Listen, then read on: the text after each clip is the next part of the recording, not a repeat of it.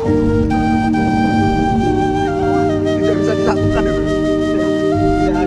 Baik, assalamualaikum warahmatullahi wabarakatuh. Alhamdulillahirrabbilalamin wabihi nasta'in wala umri dunia waddin wassalatu wassalamu ala asrofil anbiya wal mursalin sayyidina maulana Muhammadin amma ba'du. Yang saya hormati Ibu dosen pengampu mata kuliah Sosiologi Hukum dan teman-teman kelas HKI C5 yang saya banggakan. Pertama-tama marilah kita panjatkan puja dan puji syukur kita kehadirat Allah Subhanahu wa taala, berkat rahmat dan hidayahnya sehingga kita dapat diberikan kesehatan sampai saat ini. Kemudian sholawat serta salam kita haturkan kepada junjungan kita Nabi Agung Muhammad SAW yang kita nantikan syafaatnya di hari kiamat nanti. Amin. Perkenalkan, saya Nahid Ubayu Asji Ahmad dari kelas HKI C5 NIM 21020161101. Saya akan memaparkan materi dari mata kuliah Sosiologi Hukum yang saya ketahui. Baik, saya akan memaparkan materi yang pertama, yaitu tentang pengertian dari sosiologi hukum sendiri. Sosiologi hukum merupakan ilmu yang mempelajari perilaku hukum dari warga masyarakat. Kemudian beberapa pendapat tentang sosiologi hukum, yaitu salah satunya dari Surjono Sukanto. Beliau berpendapat bahwa sosiologi hukum adalah suatu cabang ilmu pengetahuan yang secara analitis dan empiris menganalisis atau mempelajari hubungan timbal balik antara hukum dan gejala-gejala sosial lainnya. Kemudian yang selanjutnya adalah latar belakang dari kata sosiologi hukum sendiri. Orang pertama yang menggunakan istilah tersebut adalah Anzilotti, yaitu pada tahun 1882, dimulai dari memperkenalkan ruang lingkup dan objek kajian sosiologi hukum yang terdiri dari 3 poin. Yang pertama adalah filsafat hukum, yang kedua yaitu ilmu hukum, dan yang ketiga adalah sosiologi yang berinteraksi dengan hukum. Selanjutnya yaitu tentang karakteristik sosiologi hukum. Yang pertama, sosiologi hukum memberikan deskripsi terhadap praktik-praktik hukum. Kemudian yang kedua, sosiologi hukum menjelaskan mengapa ada praktik-praktik hukum di dalam kehidupan sosial masyarakat. Dan karakteristik sosiologi hukum yang ketiga, yaitu sosiologi hukum menguji kebenaran empiris dari suatu peraturan atau pernyataan tentang suatu hukum.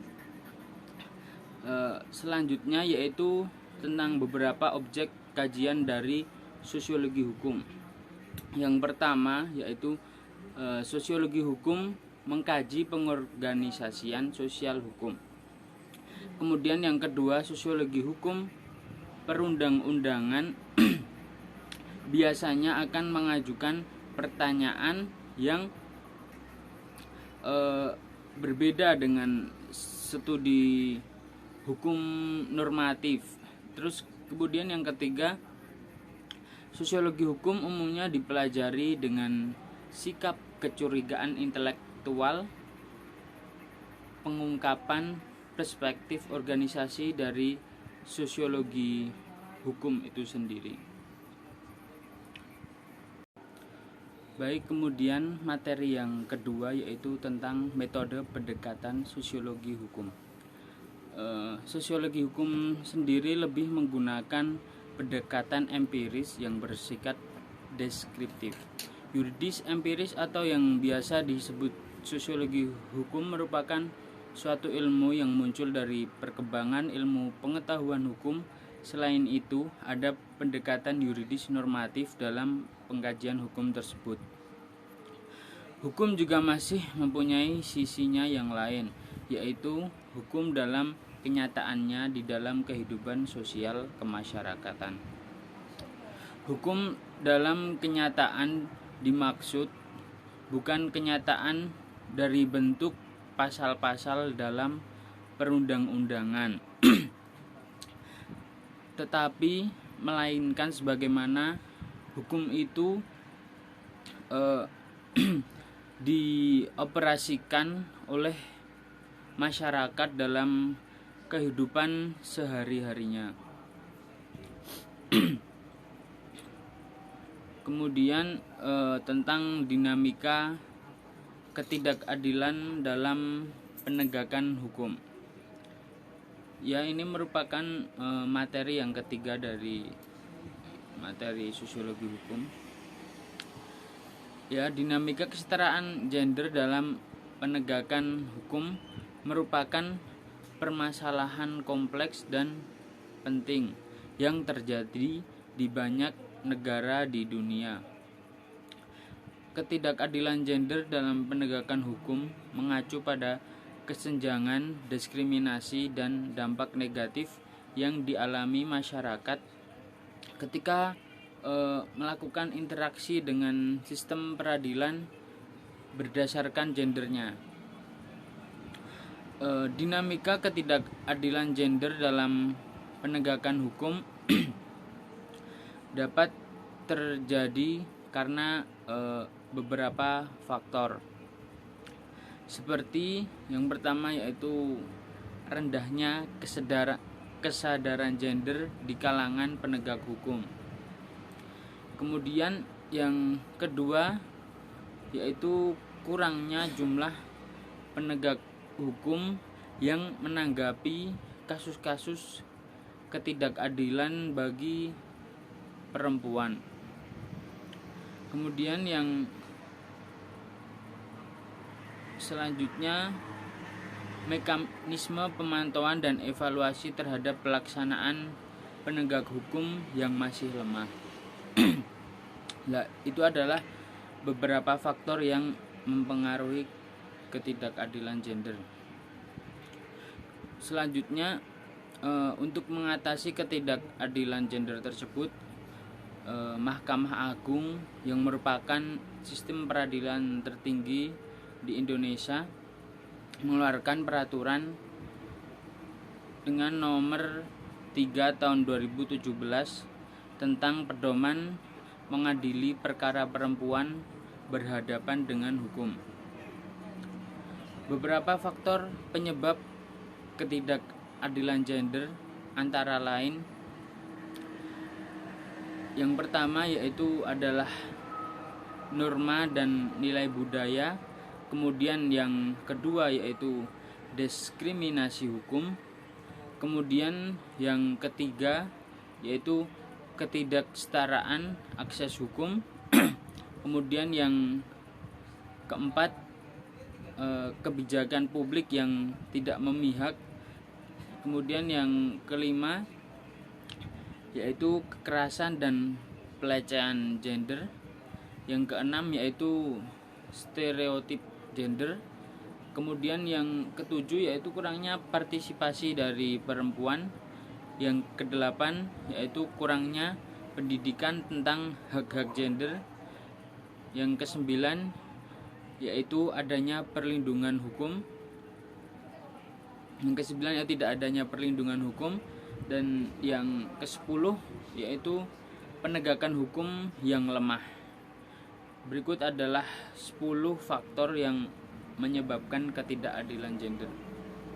Kemudian selanjutnya yaitu materi yang terakhir, yaitu tentang hukum dan perubahan sosial.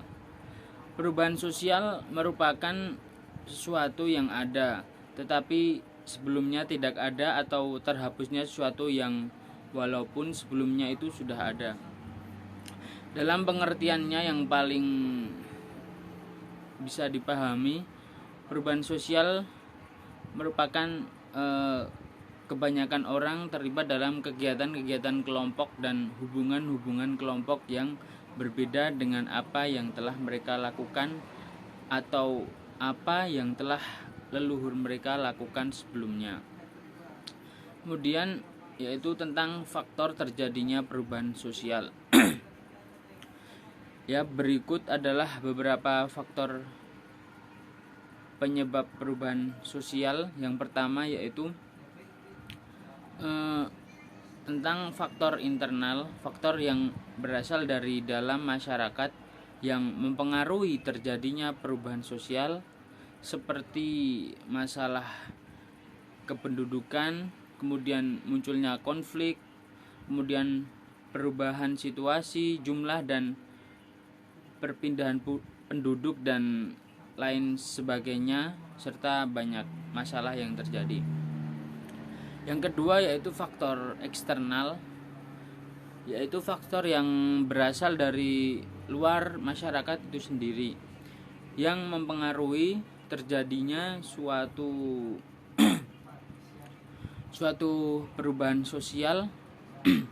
Misalnya seperti perubahan alam, kemudian terdapat pengaruh kebudayaan luar, dan ada perang dan sistem pendidikan yang maju. Selanjutnya itu faktor-faktor tersebut dapat mempengaruhi terjadinya perubahan sosial dalam masyarakat. Perubahan sosial sangat penting untuk dipelajari karena dapat membantu kita untuk lebih memahami sesuatu perubahan yang terjadi di dalam masyarakat luar, dan kita juga bisa mencari solusi yang tepat untuk mengatasi permasalahan yang terjadi di luar sana. Mungkin cukup sekian pemaparan materi sosiologi hukum dari saya. Jikalau ada kata-kata yang kurang berkenan, saya mohon maaf yang sebesar-besarnya. Wabillahi taufik wal hidayah. Wassalamualaikum warahmatullahi wabarakatuh.